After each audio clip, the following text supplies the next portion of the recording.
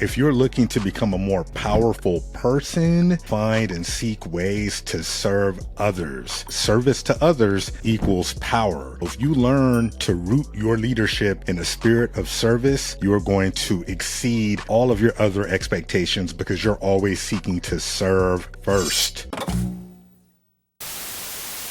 Good morning to you, good day to you, good evening to you. Whatever time of day it is that you're watching this, I wish you the absolute best. My name is Freed. Welcome to The Art of Being Freed. This is a show that focuses on growth mindset for creatives. Do you want to become a stronger leader? If so, this is the perfect video for you. These 4 keys are going to help you to excel and push others to be their best.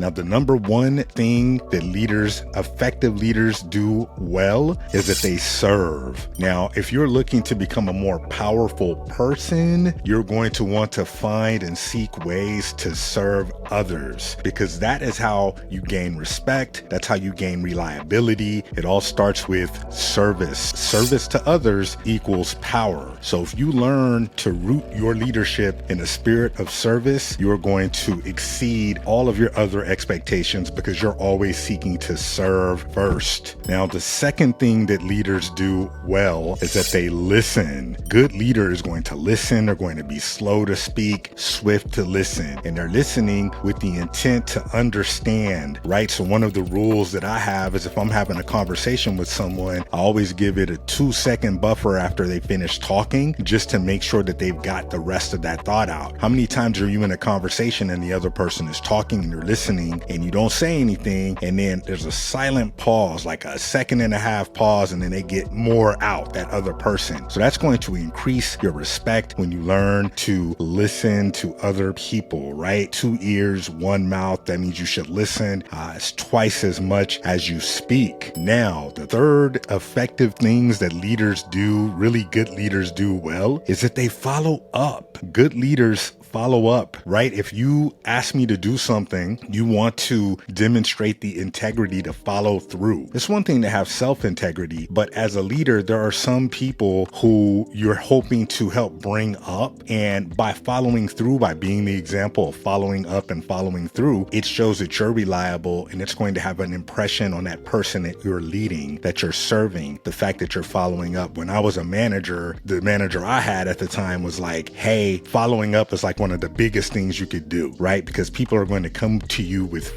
issues, with questions, with requests, and your ability to follow up on those questions and requests, it's just going to make you a more, again, dependable and reliable person. And reliability is a legacy builder because people will always remember you as someone that they can count on. Now, the fourth and final key to leadership, to effective leadership, 4 keys to effective leadership, right, is that a good leader learns how to separate the action from the person. So let me give you an example. A good example as a parent is if your child does something that's, not good, right? A lot of times you can take it personal because you know the child, but that's going to just harm them. Always be willing and understanding to separate the person from the action. You can dislike the action without being too critical of the person. See, a bad leader will get very personal. They'll throw out history and you always do this and you always do that. A good way to discipline someone is to let them know that you respect them as a person and everything for the most part that they do, but you dislike the action. You have to learn to separate the action and make sure that the person that's receiving that discipline is understanding that, you know what, that action, this thing that I did, it's not good. It's not helping anybody. So those are 4 keys to effective leadership that if you apply any of these things, you'll have a stronger influence over the people around you. The main thing that you want to strive for is not necessarily creating